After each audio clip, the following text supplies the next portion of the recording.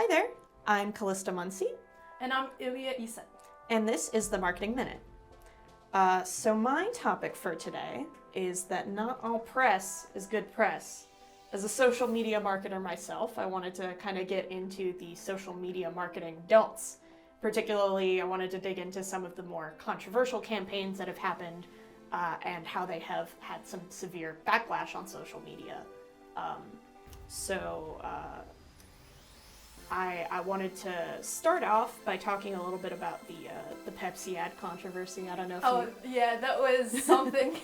Yeah, it's for those of you who don't know, this was an ad that featured Kendall Jenner in the middle of like a protest, Yes. I think, and she was able to ease the tensions of the protest with the police officers that were there and the different protesters with a bottle of Pepsi.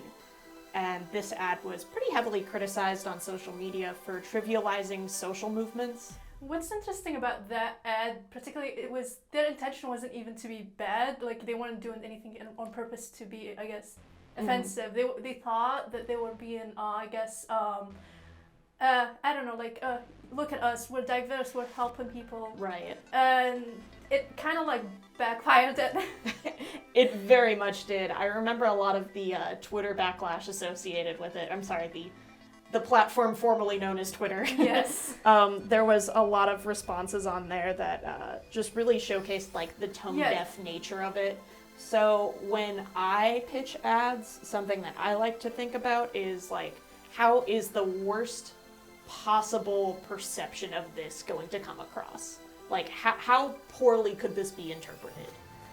That reminds me of an ad recently I've seen on TikTok. Mm-hmm. It was for one of those, it was like a clothing company, I can't remember, maybe it was Zara or something. Makes sense. And they kind of like had like a campaign where they had like the mannequins covered in white cloths and stuff like that. Mm-hmm. And people mistook that for the situation with Palestine and Israel. They thought they were mocking the dead people there because they're also covered in white cloths, and it would like look kind of like dirty and stuff like that, which looked kind of like it's copying it. Oh wow. Yeah, and that like a lot of people canceled them for that, obviously, and there was like trending, I don't know, boycott Zara and whatnot. I can definitely see that. I mean, there's something to be said for highlighting your social causes and highlighting, things that you're supporting as a company. Exactly. But you need to understand, like, the significance of what's going on. Yes. When you are creating stuff like and that. Funny about that, like I saw another video about it as like an art analysis video, and they talked about how this was actually trying to mimic the art backroom type of vibe. Oh wow. So the intention wasn't even to be offensive in that sense, but it came off as mockery to a social situation happening currently because of the timing. So yeah. Context is everything. Yeah. I totally get that. Yeah.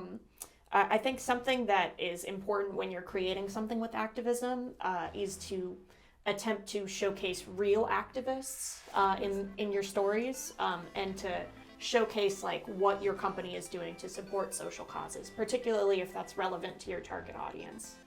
To get into a little bit of another issue, you might remember Dove had the Real Beauty campaign where they were attempting to celebrate diversity, but it ended up being perceived as insensitive. It kind of established some of a skin color hierarchy almost. Yeah. So like a lot of companies have been trying to be more inclusive for body types and for skin colors, particularly in skincare campaigns. So you have to be very conscious of the way that you are phrasing things and the way that you are showcasing things. In this Real Beauty campaign, it particularly highlighted another kind of tone-deaf nature and a lack of understanding to cultural context. Yeah, and it shows also like these companies don't, I guess, have people that maybe are more interactive in that sense, like down to earth, normal people. Right. So because of that, a lot of people are assuming these companies are like, oh, these are privileged people who don't understand the context, like the contextual issues behind these messages they're trying to implement. Right. And happens when, I guess, your company does not emphasize, having more diverse mindsets and whatnot. Exactly. It's important to raise voices in moments like that. I think a way to kind of elevate that strategy a little bit is to actually showcase, again, real women and their stories as well. Yes.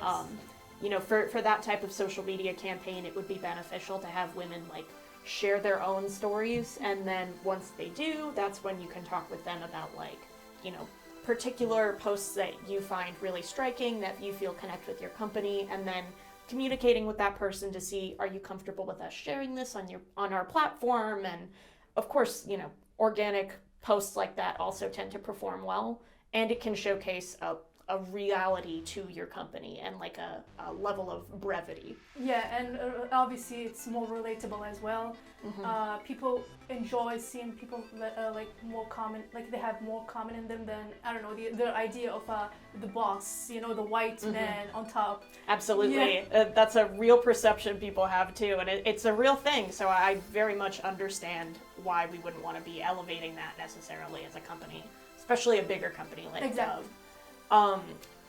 Another one I wanted to get into, this one was pretty rough. It also gets into skin color a little bit as well. The H&M coolest monkey in the jungle hoodie. Oh no, I remember that. I don't know if you guys remember that, but the post, it was on at their online shop, and so it popped up on a couple ads as well. It was a young African-American boy wearing a hoodie that said coolest monkey in the jungle. That's a pretty harmful stereotype that you're advertising. Yeah. So even if you're showcasing something that might seem mundane and might seem, you know, not necessarily outstanding in your mind. Exactly.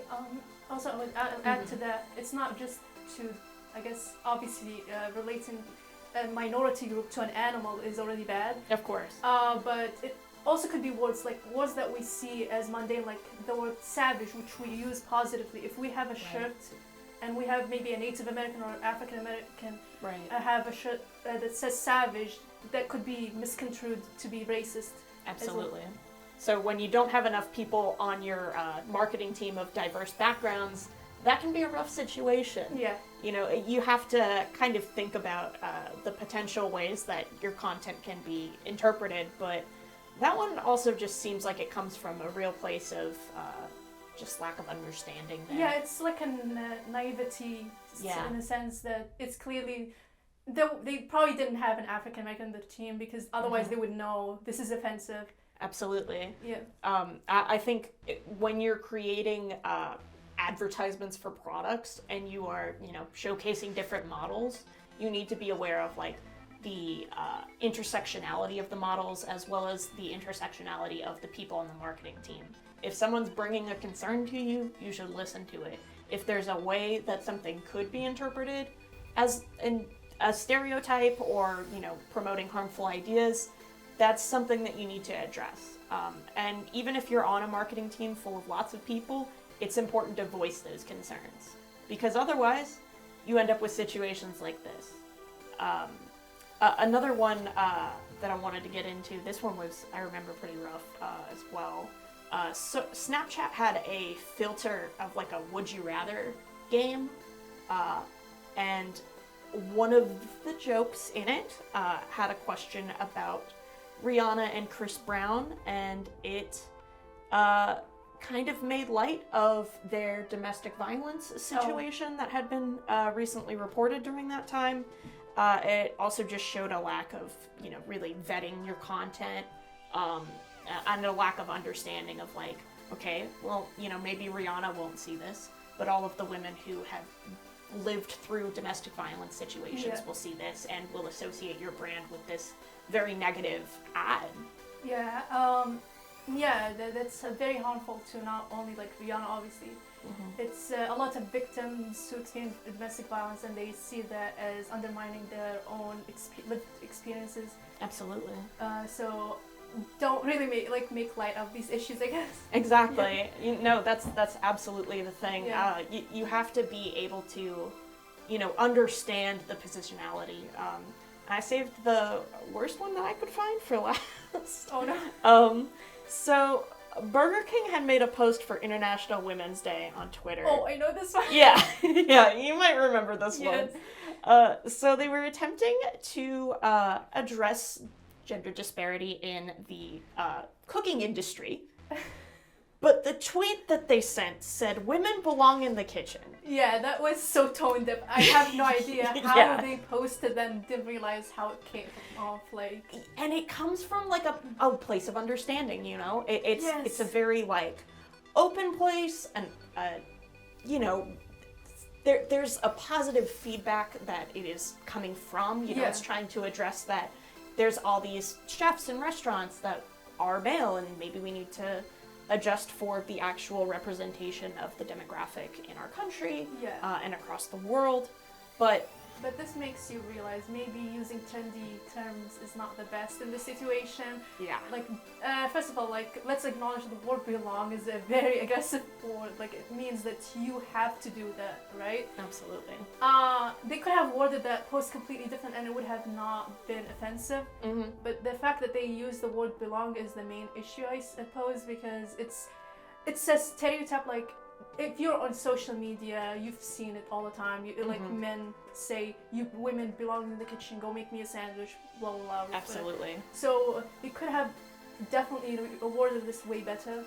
Yeah, there's a lot of ways that I think that this post could have been a real success story for them. But the way that it was described, it just came across really poorly. Like, if they had utilized, like, you know, maybe they had talked to some of their back of house staff and talked to some of the women that work there and elevate their stories of their own employees. Exactly. That could have been a really successful campaign, especially for International Women's Day. But because they chose to do it in a way that wasn't featuring real stories and likely on a team that didn't have a representative demographic, you end up with tweets like this. Yeah. So it's just to kind of summarize, it's vital to understand how things can be interpreted, especially by your target audience. So if you don't know who is going to be consuming your content, who you are targeting with, you know, your sales, you aren't going to be able to tailor your efforts to them in a way that's going to not come across in a tone-deaf manner. Exactly. It's vital to understand like what's going on in the world and, you know, address it in a way that isn't going to get you canceled. Yeah, and that's why it's important also to plan ahead instead of, you know, say the first thing that you're thinking of. Sometimes, yeah, sure, timing your things is important. Like, if you want to, I guess, fit into a meme or something like that, that's getting trendy at the time. But you still have to make sure that this meme is, I guess, appropriate to the audiences. Right. And it's not offensive, like, you know, I guess it's not like contextually, or maybe like there's a lot of these memes online that people don't realize like they were made by, I guess, bigots or prejudiced people. So you don't really want to post something just because it's trendy. You have to research it first. Right, absolutely. And trends come and go, but the scars of poor marketing and association with something that is overtly negative or harmful or discriminatory, that does not go away with time. That's something that tarnishes your brand for a long time. So that's kind of why I wanted to highlight this today. I also wanted to talk a little bit, you mentioned planning ahead. I think it's also important to develop a strategy with your marketing. If you are just kind of creating content with each trend, you're bound to fall into one of these pitfalls. It might not be as catastrophic a fall as we've discussed today, but it can still very easily harm your brand and your small business. So when you are planning for things, absolutely make content for events, absolutely make content for holidays, but be cognizant of what you are posting and how you are posting it. Yes. You know, it's vital that you're understanding every single way that something can be interpreted. And when you create something like a content calendar, as well as, you know, identifying what platforms your target audience is utilizing, that's a fantastic way to make sure that your goals are being met in a way that's not going to irrevocably harm your brand. Yeah, exactly. I think another thing is just being authentic and uplifting real voices. If you are uplifting, you know, real people's stories, it's a lot more effective. Yes. I've seen a lot of that, particularly in Dove's more recent campaigns. They utilize a lot of like, real women and showcasing like plus size models, doing their skincare, as well as people with like different skincare needs. Yeah. They've showcased a lot more diversity of late than they were necessarily advertising in their Be Real campaign. Yeah. But there's a realism to actually elevating, genuine voices. Yes. I would also like to add that this could, while diversity is amazing, we can all agree with that. Don't use AI for diversity, please. Absolutely.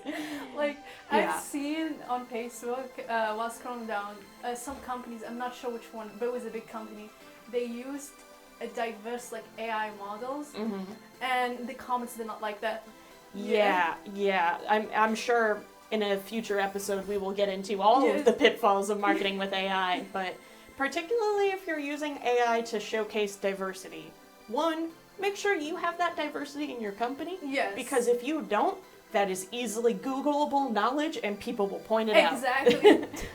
Two, if you're using AI to showcase diversity and it's apparent, you're gonna get called out for it. It's gonna become more of a problem than the potential benefit of showcasing that ad would show. Yes. So at the end of the day, use real models. Besides, organic images perform 95% better than inorganic images. Just using a stock photo is not going to turn as many results as showing somebody using your product. Or, tagging an influencer in something is going to mean more if the influencer is actually using and reviewing your products. Yeah, that's actually why I had to stop TikTok for a while, because every video is a sponsored video, but I couldn't tell if it's actually a sponsor or someone is reviewing the product.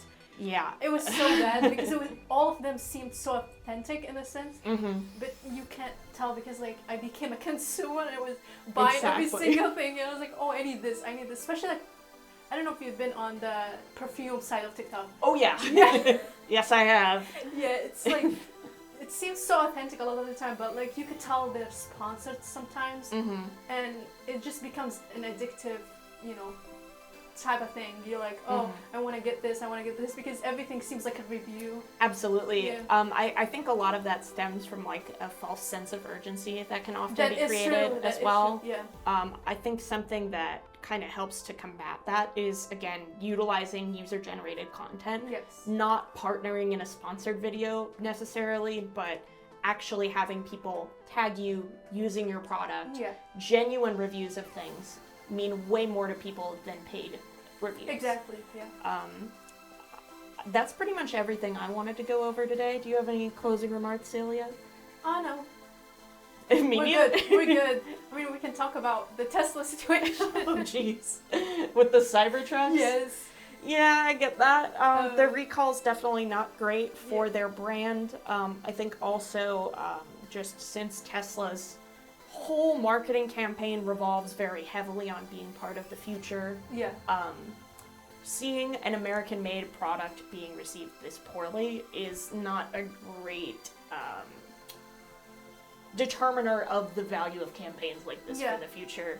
I think it also shows just how much, R&D is important. Yes. And it's also interesting, it's not the first like controversy I can think of. I can think of like the one from 2019 where they claimed that Tesla is bulletproof.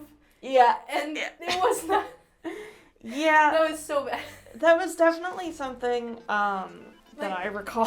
I am intrigued by this. Like, couldn't they just test it at first? Like, you'd think. Yeah. You'd think. Yeah.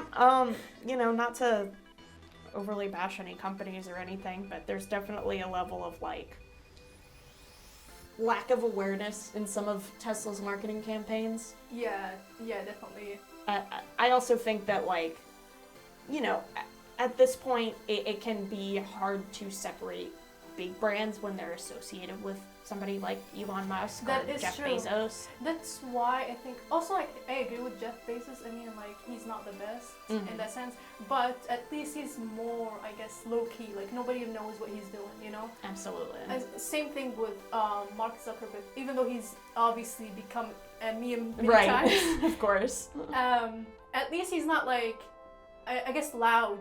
Yeah, there's definitely something to be said for being very vocal Yeah. on social media. Especially when you associate yourself with the company. Yeah. It could bring, like, if you share your opinions and stuff like that, it could, like, bring a lot of controversy around your brand.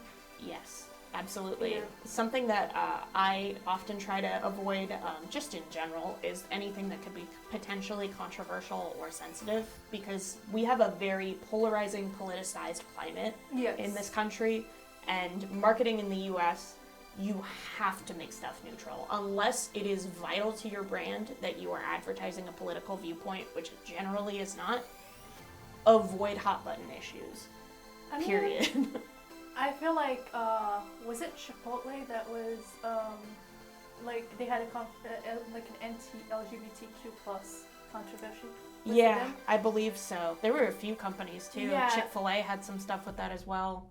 Then it must be Chick-fil-A. I don't think it was Chipotle. I don't want to. Yeah, that's fair. Yeah, I don't want to accuse them. I think it was Chick-fil-A. Whoever closes that Sunday, I don't know which one it was. Yeah, it's Chick-fil-A. Okay, it must be Chick-fil-A. But for some reason, even though they had that, like that controversy regarding their homophobia or whatever. Yeah.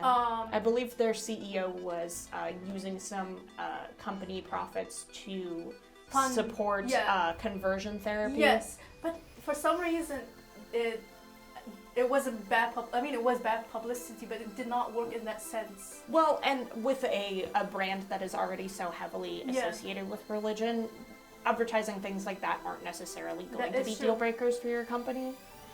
But it can potentially alienate some clientele. You never really know.